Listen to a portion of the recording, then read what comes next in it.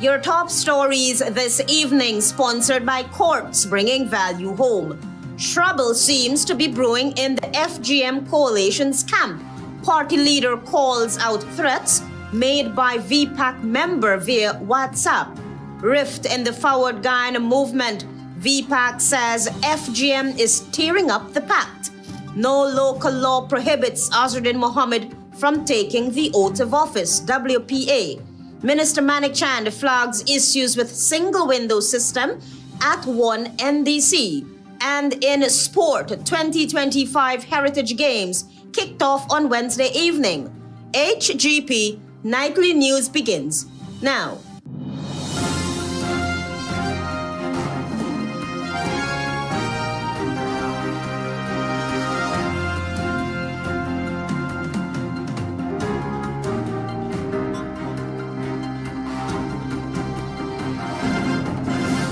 Good evening to our viewers here in Guyana and online. I'm ALETHEA Grant with the Thursday, 25th September 2025 edition of the HGP Nightly News. This is what you should know this evening. Forward Guyana movement, a coalition of three parties, seem destined to stay clear of the drama surrounding political parties this past election season. However, now that the elections are over, and the spoils are being divided, there seems to be a conflict brewing. Marvin Cato reports.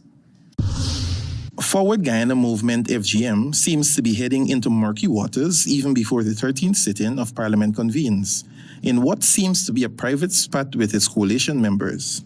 FGM's presidential candidate Amanzo Walton Desir, in a Facebook post Wednesday, cited bullying and intimidation by a member of its coalition partner, Vigilant Political Action Committee, V-PAC.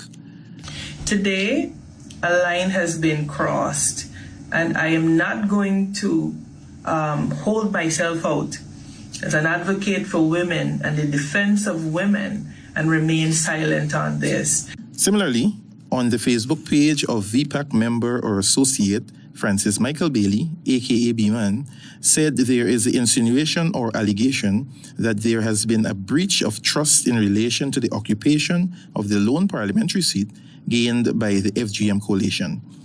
It is important to note that Bailey was a proponent for all smaller parties in the lead-up to the recently concluded elections, joining the FGM with Walton Desir being the admired leader. Hence, it is now baffling to see him cryptically call out the FGM leader. Walton Desir did not hold back. I want to be very clear that I do not take threat and bullying. He knows himself, and that is the last bit of grace that I will offer him. Walton Desir on our Facebook Live blasted the V-PAC member who texted her threats on WhatsApp. One such threat can be summarized as, "Give on to V-PAC what is V-PAC's." Walton Desir reiterated that her being a woman does not make her a pushover, and it is for that same reason she parted ways with her old foes to surge ahead on her own course. Interestingly also, on our Facebook page, the FGM's leader published a statement which indicated that the coalition had a closeout meeting where issues were discussed about the recently concluded elections, and highlighted in those minutes is the fact that no V-PAC member was present at the coalition's closeout meeting. I will not tolerate threats. And so to the young man who went into my WhatsApp and sent me a message that reads that I must, Amanza, I am giving you one last chance to reconcile with V-PAC or else. Also to note is the fact that the terms of agreement with the three coalition partners came to an end on September 1. Hence, a new agreement has to be signed. Nigel London seems to be all in and on board, while V-PAC's leader, Doreen Best, is yet to comment on the situation. Marvin Cato reporting for HGP Nightly News. Meanwhile, V-PAC has accused the Forward Guyana movement of tearing up the PACT, especially when it comes to the rotation of the single parliamentary seat. Here again is Marvin Cato. Chairman of V-PAC, Doreen Best, in a strongly worded press statement, has denied allegations of threats made against the leader of the Forward Guyana movement, Amanzo Walton Desir. Quote unquote, that was a lie, a deliberate, malicious lie, no threats were made, Best said in a statement issued Thursday. Best said that V-PAC entered that coalition in good faith, knowing that no single party in the coalition could win on its own. The issue, according to Best, seems to be how the single seat gained by the party at the last general and regional elections would be rotated within that coalition. Quote unquote, the agreement was simple. The parliamentary seats secured by our combined mandate would be rotated equally among three partners. That was our pact. The V-PAC leader accused Desir, quote unquote, of tearing up that pact and has allegedly handed herself sole power broker, keeping 60% of the seat for herself and handing 40% to Nigel London of the People's Movement. Best stressed that the parliamentary seat belongs to the collective and that it was won by the three parties. He vowed that V-PAC will fight for its rightful share of representation and will not apologize for demanding honesty, inclusivity, and real leadership. V-PAC, according to Best, has always supported Walton Desir as a female leader and has never demanded the prime ministerial slot. Marvin Cato reporting for HGP Nightly News. Auditor General Deodat Sharma is hopeful that penalties will be applied to consulting firms and agencies with responsibility for capital projects that remain incomplete. Sharma was speaking on Thursday during the presentation of the 2024 Auditor General's report. Antonio Day filed that report. The Auditor General's 2024 report highlights ongoing issues, particularly contract overpayments. Employees of the state participated in training sessions on topics such as public procurement, common procurement fraud schemes, summary red flags, and contract management. This is according to Auditor General Deodat Sharma after presenting on the 2024 report to the Parliament Office on Thursday.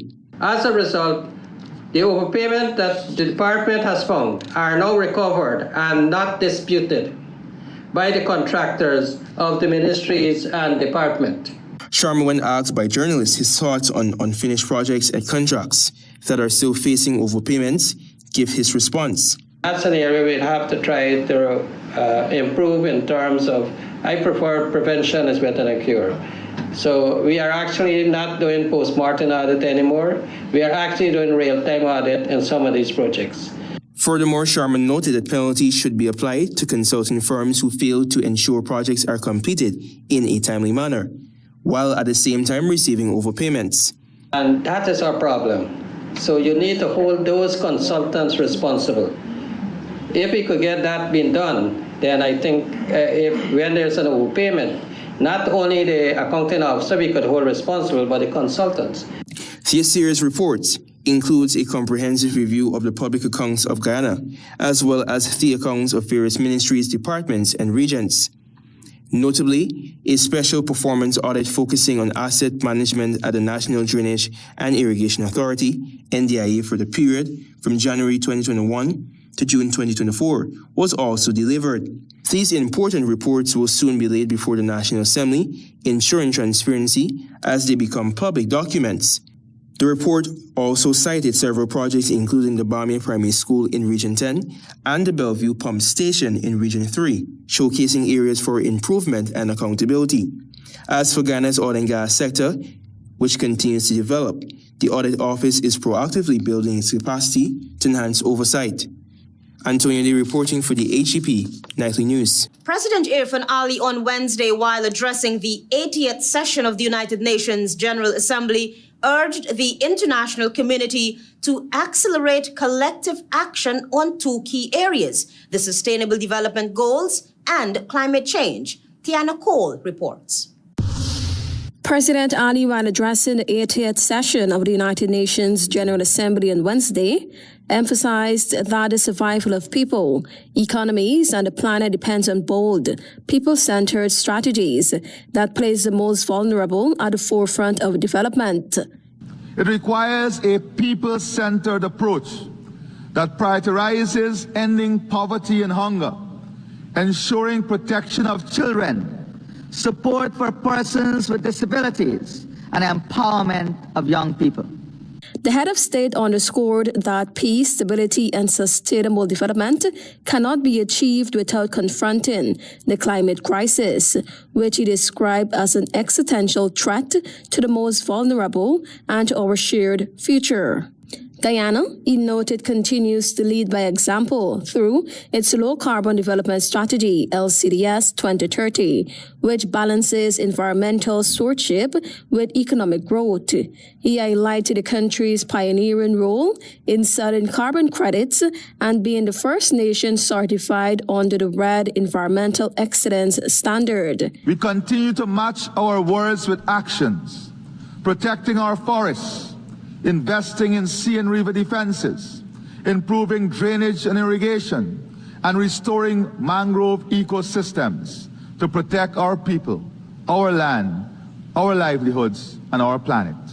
It was noted that Guyana's LCDS 2030 demonstrates that economic growth and environmental stewardship can advance hand in hand.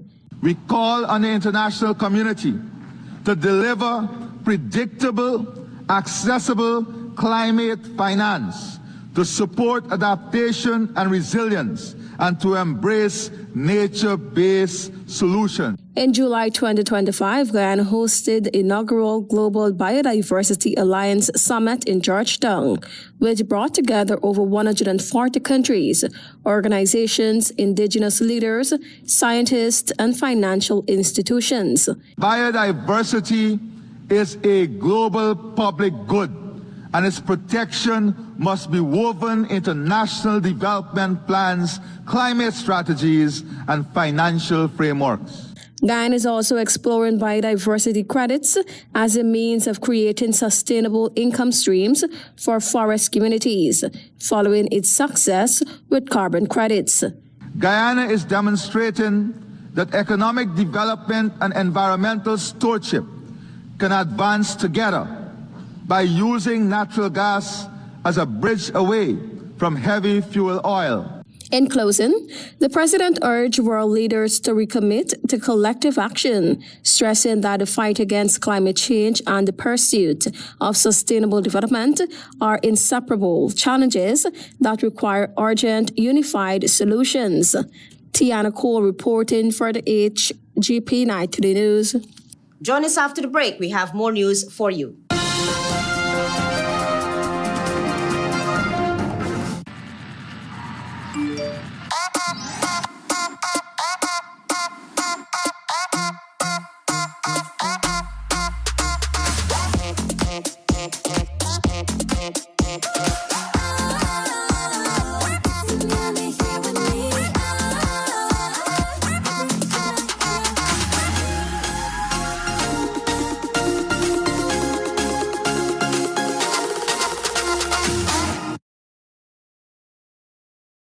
Welcome to SNL Electrical Inc., where lighting and electrical needs are met with expertise and style. From the latest in electrical lamps to durable cables, circuit breakers, panels, we have it all.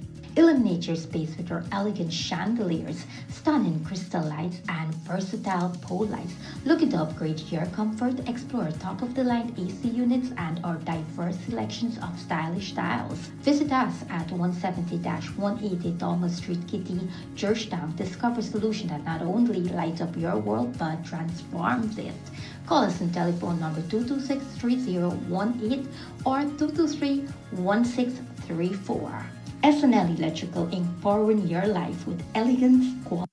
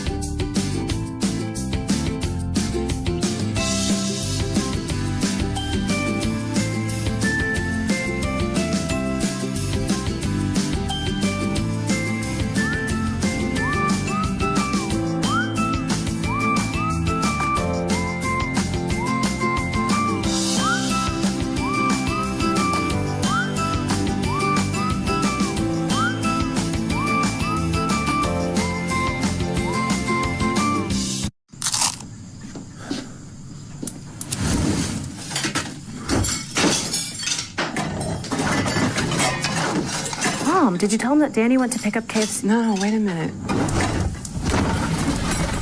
Are we really not going to tell him we already have KFC? A tasty dinner shouldn't be that complicated. Crunch the routine and order a delicious KFC bucket for the best price. KFC, it's finger-licking good.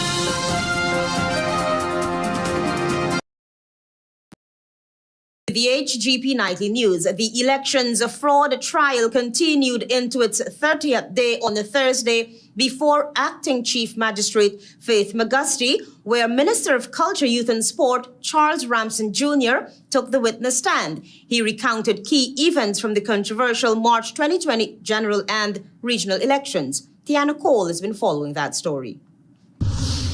Minister of Culture, Youth and Sports Charles Ramson Jr. on Thursday testified that he witnessed then returning officer for Region 4, Clement Mingo, standing on the balcony of the GCAM Command Center with documents in hand during the disputed March 2020 elections. Ramson, who served as accounting agent for the People's Progressive Party Civic, told the court he personally attempted to deliver a letter requesting a recount of District 4 votes, but was repeatedly blocked. According to him, efforts to reach both Mingo and GCAM Chair Justice retired Claudette Singh failed since the doors of the second floor of the command center had their handles removed. When asked why he persisted, Ramson explained, quote-unquote, "We have to protect our democracy." He also recalled being part of a confrontation with Mingo at the Evelary Police Station on August 28, 2020, in the presence of Mingo's attorney, Darren Wade. During cross-examination by attorney Nigel Hughes, Ramson admitted he could not confirm whether GCAM had authenticated statements of polls before publishing results on the screen. He also said he never personally heard a declaration being made.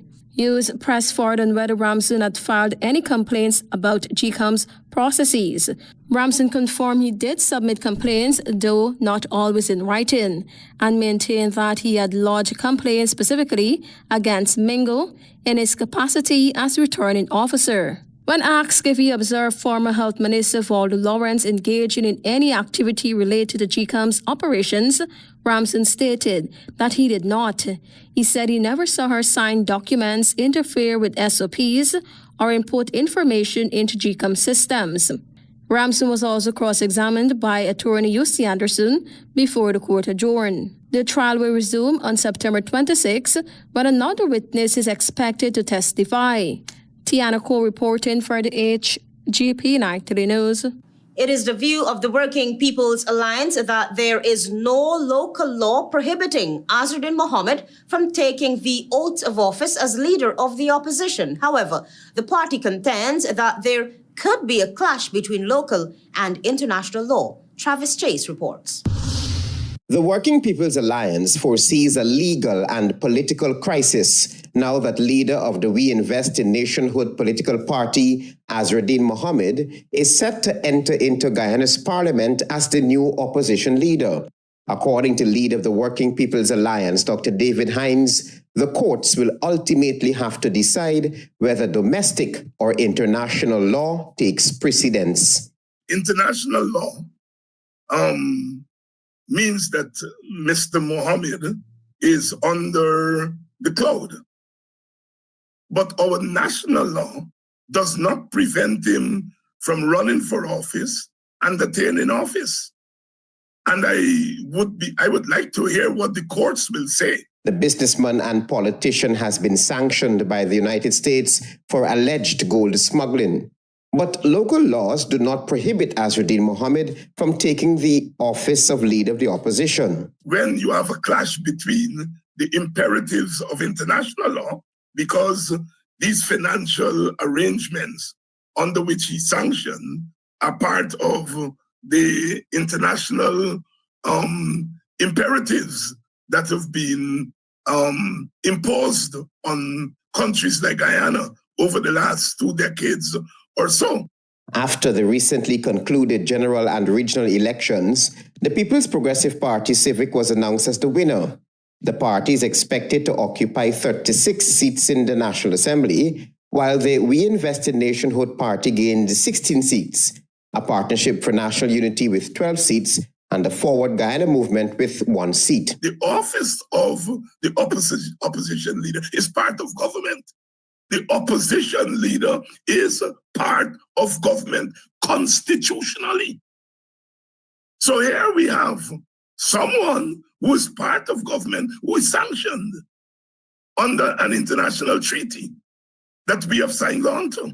The WPA leader believes the next sitting of Parliament could have significant consequences for the functioning of government. Travis Chase, HGP Nightly News. The International Business Conference Guyana 2025, set for mid-October, has received a resounding endorsement from United States Ambassador to Guyana, Nicole Theriot, who highlighted the transformative potential of the event for regional economic development and U.S. Caribbean partnerships. Antonio Day reports. United States Ambassador to Guyana, Nicole Theriot, emphasized the unique positioning of American businesses to contribute to Guyana's rapidly expanding economy. She made these remarks following her endorsement of the International Business Conference, IBC, scheduled for October 14 to 16 of this year. There are tremendous opportunities for U.S. companies to explore partnerships and investment opportunities in Guyana's rapidly expanding economy.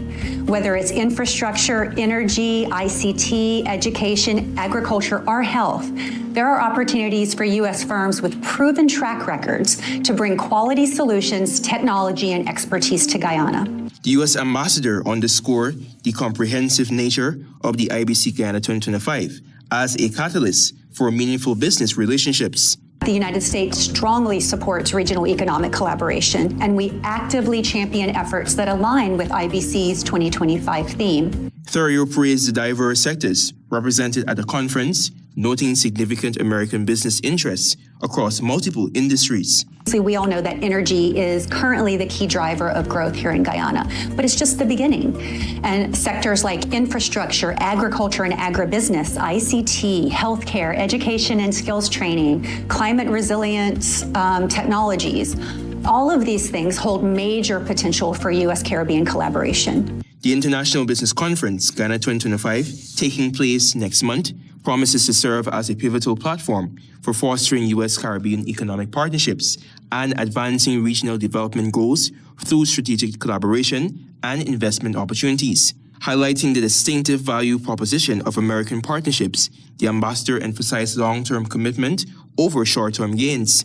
U.S. companies bring not just very high standards and state-of-the-art innovation, but also they bring transparency, accountability, and long-term quality and value. Antonio Day reporting for the HGP Nightly News. More news on the other side of the break. Stay with us. Planning a cleanup? We can help. Sevon's Waste Management skip bins can be provided for home renovation projects, yard cleanup, or construction project. It's simple. Step 1, give us a call. Step 2, we put down the bin. Step 3, load it up with all of your junk. Step 4, we take it away. That's simple. Bins are also available in various sizes, so there is no job that is too big or too small. Call Sevon's Waste Management today at 218-1455. Granny! What are you doing on the right of way? Like you say, let the sunshine stretch your legs. Sunshine? Look, forget I ask. You know you're not supposed to be on the right of way, Granny. But I am digging, building, burning, or planting. No horse in the wrong, no horse riding, or nothing for doing horses. But sunshine? But you and sunshine get off the right of way. Sunshine, I'll be glad. Good.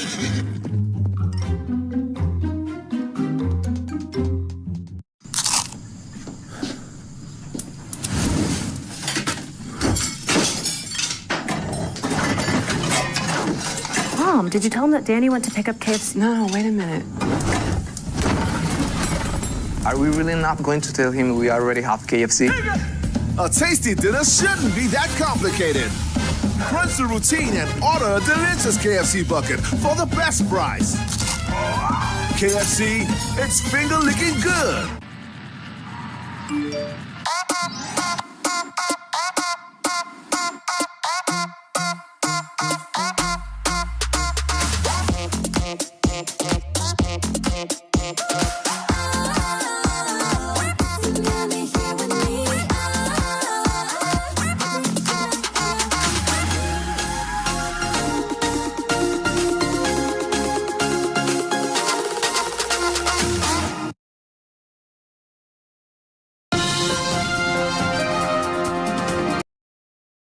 Thanks for staying with us. The Ministry of Local Government and Regional Development has turned its attention to strengthening services at local democratic organs across the country.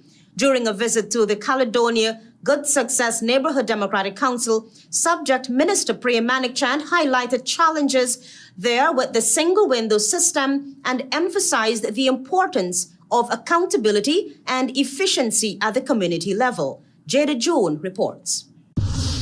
Minister of Local Government and Regional Development, MANICKCHAND, on a recent visit to the Caledonia Good Success Neighborhood Democratic Council, underscored the need for improved systems, responsive services at the community level. The minister explained that the exercise is part of ongoing checks on NDCs and other local democratic organs to determine how their efficiency in service to the citizenry.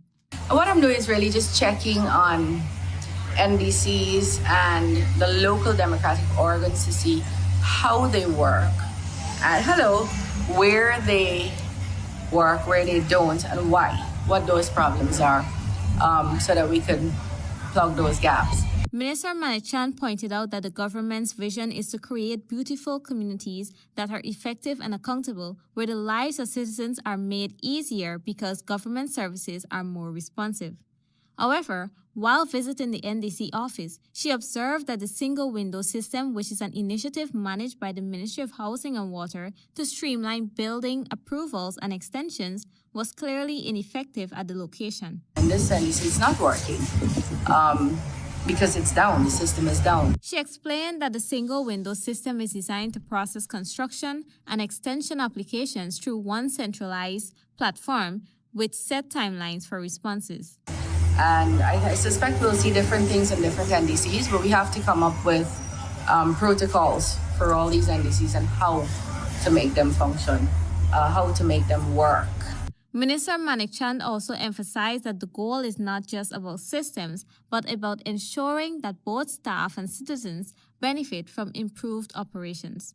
To this end, she revealed that her ministry is exploring options that will allow both local and national authorities to track complaints and monitor progress. We're currently examining building out a dashboard where we could see centrally and locally what the complaints are, but not only to see what they are, but to make sure that they're resolved effectively. Minister MANICKCHAND stressed that building stronger, more responsive NDCs will require the collective efforts from citizens, government agencies, and local democratic bodies.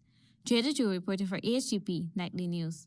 Officials from the University of Guyana and the Ministry of Education have embarked on a series of site visits across the regions aimed at providing more opportunities for students who were unable to secure placements in competitive programs such as engineering and medical sciences. Jada June has that story. Representatives from the University of Guyana and the Ministry of Education was joined by ministry officials and regional staff as they toured the Essequibo Technical Institute. The initiative is focused on Regions 2, 3, 6 as part of the efforts to accommodate students who applied to the University of Guyana but were not admitted due to limited capacity. According to our representative, Dr. Kofi Dalrymple from the University of Guyana, the goal is to have classrooms and laboratory spaces ready by the second week of October so that these students can begin their studies without further delay. And we are here looking at the physical layout of the Technical Institute to see where we can have space to accommodate the students who have applied to the University of Guyana for engineering. Equity in education remains a top priority, ensuring that students in rural regions receive the same quality of education as those in the capital. Traveling also remains a major challenge, with many students unable to continue their programs because of the long distances. Two things have to be improved. Equity. That means that students in this region should get the same quality of education as students in any region, in Region 4. Despite these challenges, university officials expressed confidence in the region's readiness, highlighting the strong human resources already available. He acknowledged that while more space and staff will be required in the future, the visit marks the first step in a longer journey. In his words, and I quote, "The journey of 1,000 steps begin with one, and today is our first step," close quote. Jada June reporting for HGP Nightly News. In its drive to expand healthcare services, Minister of Health Dr. Frank Anthony led a technical team on a site visit to proposed areas for new health facilities along the East Coast Corridor. Marvin Cato reports. In the company of a technical team, Minister of Health Dr. Frank Anthony visited several proposed sites earmarked on the East Coast to house health facilities that will continue to push Guyana's health infrastructure towards a modern and first world era. The locations visited were Industry, Leary Souvenir, Two Friends, and Luziknan. The proposed projects include a modern state-of-the-art neurological center, a modern supply chain warehouse, and a biomedical repair center, along with staff quarters to make the necessary provision for both local and foreign medical staff. The site visits formed part of the ministry's efforts to finalize the placement of these critical facilities, ensuring they are strategically located near supporting infrastructure such as hospitals, main roadways, and utilities. The projects are expected to play a game-changing role in strengthening Guyana's healthcare system and supporting the government's broader goal of modernizing health services nationwide. The Neurological Center, Supply Chain Warehouse, and the Biomedical Repair Centers, when completed, will see the significant changes to healthcare delivery in Guyana. As a result of these modern facilities, specialized treatment for the brain, spinal and nervous system disorder, complex neurological conditions are all going to be done here instead of overseas. Medical storage capacity and distribution will be significantly improved since pharmaceuticals and medical supplies would be more efficiently and effectively distributed with an improved system and enhanced storage. Long-standing challenges within the system, maintaining and repairing sophisticated medical equipment that too often falls into disuse due to the absence of local servicing, will also be catered for. More accommodation to house medical staff will round up the ministry's push towards a modern and equipped healthcare sector. Marvin Cato reporting for HGP Nightly News. Stay tuned for regional news. Live the island dream. It's your chance to be one of over 100 winners in the Island Dream promotion. Win your share of more than $1 million in cash and prizes, plus 2 all-inclusive weekend staycations for 2. And that's not all. Score coolers packed with Buster, Turbo, Altitude, and Viva. Just buy any can or bottle of Turbo, Buster, Altitude, or Viva. Find the code starting with BB, then visit at Buster Guyana or Turbo_Caribbean on IG or Facebook for details. The Island Dream, get money. Live the island dream. After a devastating fire destroyed physics equipment at the University of Guyana in 2014, we had to stick to theory-based lecturing. That's when ExxonMobil Guyana stepped in to help. Today, students can turn STEM theory into practice in ways they couldn't before. Reaching for the stars is now more possible than ever. I am Samuel, and this is what's possible. Learn more about Mr. Lee's story and how ExxonMobil's investments in education are benefiting students across Guyana at www.exxonmobil.com/what-is-possible.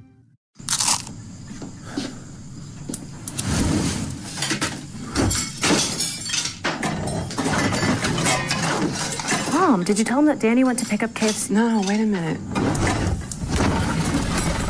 Are we really not going to tell him we already have KFC? A tasty dinner shouldn't be that complicated.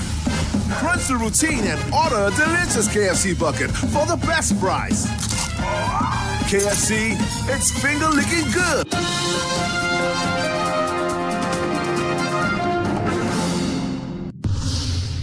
Good evening and welcome to Thursday's edition of the Regional News. I am Antonio Day. We begin with news in Trinidad and Tobago. Prime Minister Kamal Basad Bosesar has reprimanded her junior minister, Philip Alexander, for remarks he made that sparked a diplomatic spat with Venezuela's Vice President, Delcy Rodriguez. Alexander, the minister in the Ministry of Housing, suggested that India might nuke Venezuela to protect Trinidad and Tobago after Port of Spain publicly supported U.S. President Donald Trump's decision to deploy military warships in the Caribbean.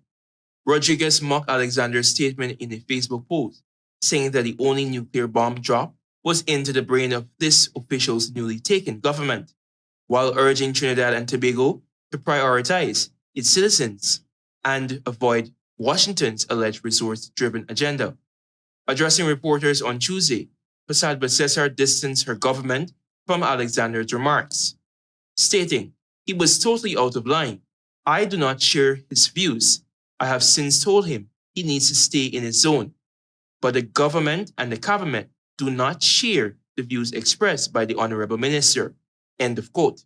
In response, Alexander posted on social media pledging full support for the Prime Minister and admitting fault, quoting, "Big men take their missteps as learning opportunities. Ego is for kids. I support Kamal Prasad Basesar 100%. End of quote. President Trump has claimed that U.S. forces bombed 3 drug-carrying vessels carrying more than 14 people. Venezuela has called on the United Nations to investigate what it described as serial executions of its nationals.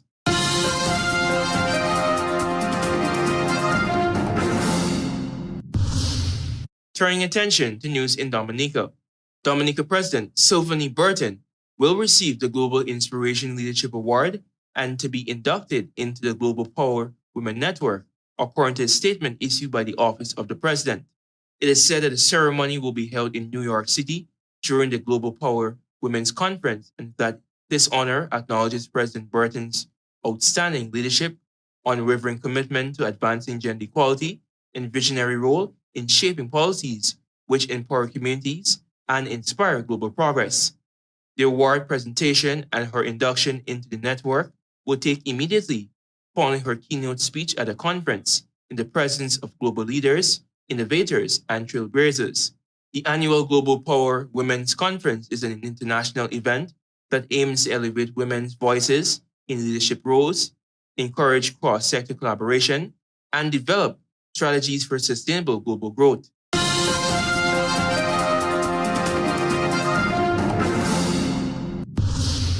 And finally, with some international news. The White House asked federal agencies on Wednesday to prepare plans for mass firings during a possible government shutdown next week, marking a sharp departure from the temporary furloughs of workers typically seen during past shutdowns. The White House's Office of Management and Budget sent a memo to federal agencies and asked them to identify programs, projects, and activities where discretionary funding will lapse on October 1st if the U.S. Congress does not pass legislation to keep the federal government open. Programs that did not benefit from an infusion of mandatory appropriations will bear the brunt of a shutdown, the OBM said in a memo which the White House provided. Thank you for watching. I am Antonio Lee. Goodbye for now.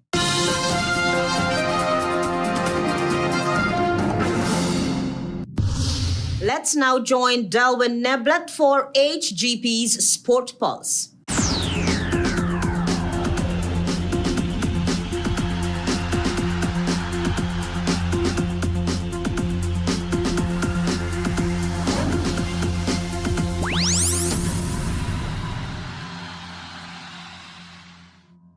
Good evening, Guyana. I'm Delwyn Neblet with your HGP TV Sports Pulse for today, Thursday, September 25, 2025. The Minister of Culture, Youth and Sport, the Honorable Charles Ramson, was present and gave his remarks as Minister of Amerindian Affairs, the Honorable Sarah Brown-Shaddiq, on Wednesday officially kicked off the Amerindian Heritage Games at the Everest Ground, Camp Road, Georgetown, in fine style. The newly appointed Minister, Brown-Shaddiq, has also participated in the Heritage Games as a footballer only a few years ago. The 2025 Heritage Games will run until Sunday, September 28 at the Everest Ground. Moving into chess, Mohabir is Pegasus Young Knights Challenge champion. 12-year-old Julian Mohabir emerged as the champion of the inaugural Pegasus Young Knights Challenge, hosted by the Guyana Chess Federation on September 21, 2025, after edging out 10-year-old Veer Narayan on tiebreak criteria, with both finishing on 6 points. Mohabir, who has an ELO rating of 1457, secured key wins against several strong opponents, while Narayan, rated 1426, highlighted his run with a victory over girls under-12 champion Catalia Sam. 11-year-old Abel Finance Syria, the under-12 Open champion, placed third with 5.5 points, followed by Javier Devanand in fourth and Aiden Tinney in fifth, both with 5 points. Sam, who placed sixth, earned the Best Female prize. The event featured 44 participants in a 7-round rapid format, marking the first time FIDE rated under 12 players competed in Guyana. The Guyana Chess Federation hailed this milestone as a step towards strengthening junior chess and expanding opportunities through the Pegasus Chess Club, which also offers free coaching and aims to foster talent across all ages. Now for some cricket on Wednesday, the Guyana Cricket Board announced their squads for the much-anticipated 2025 Boys Under 13 Inter-County Tournament. Scheduled for the 27th, 28th and 30th of September, the annual tournament will feature teams from Guyana's 3 counties, Demerara, Berbice and Essequibo, as well as a GCB Select 11. The Demerara Under 13 team will be led by Captain Lamar Seacharan and Vice-Captain Mackay Dowlin, with coach Lachman Yadram and manager Richie Luknot. The Essequibo Under 13 side is captained by DeMarcus Thomas, who will be assisted by Vice-Captain Timothy Ramdat under the guidance of Coach Clive Holder and manager Nankishore Andrews. The Berbice Under 13 squad features Captain Shahid Gajnabi and Vice-Captain Jaden Ganpat, supported by Coach Leslie Solomon and manager Edward Lykin. While the GCB Select 11 will be captained by Tyler Ned, with Vice-Captain Afridi Khan, and will be managed by Terry Newton, with coach former West Indies Test batsman Asad Fuddin. Moving into football, newly appointed Guyana Jaguars head coach Thomas Dooley is wasting no time. As a part of his visit, Dooley is currently leading a training camp with our domestic players from the national player pool, setting the tone for what's to come. On September 13, Coach Dooley officially began his engagement with members of the domestic national player pool at an introductory session. Dooley has already delivered on his promise to commence formal training sessions well ahead of the upcoming calendar of international fixtures. And finally, Minister within the Ministry of Culture, Youth and Sport, the Honourable Stephen Jacobs, continued his ongoing series of introductory engagements with national sporting associations and federations on Wednesday. The minister met and interacted with representatives from the Guyana Chess Federation, the Guyana Blind Cricket Association, the Guyana Hockey Board, and the Guyana Cricket Board. He mentioned that all exchanges were insightful and that these meetings are providing valuable opportunities to listen, learn, and build collaborative relationships with key stakeholders who are shaping the future of sport in Guyana. That's it for this edition of the HGP TV Sports Pulse. I'm Delwyn Neblett, reminding you to stay in the game. Trouble seems to be brewing in the FGM coalition's camp. Party leader calls out threats made by V-PAC member via WhatsApp. Rift in the Forward Guyana movement. V-PAC says FGM is tearing up the PACT. No local law prohibits AZRUDDIN Mohamed from taking the oath of office. WPA. Minister MANICKCHAND flags issues with single window system at Caledonia. Good success, NDC. And in sport, 2025 Heritage Games kicked off on Wednesday evening. Those are our major headlines. For these stories and more, please go to our website. It's www.hgptv.com. I'm ALETHEA Grant. Thanks for watching.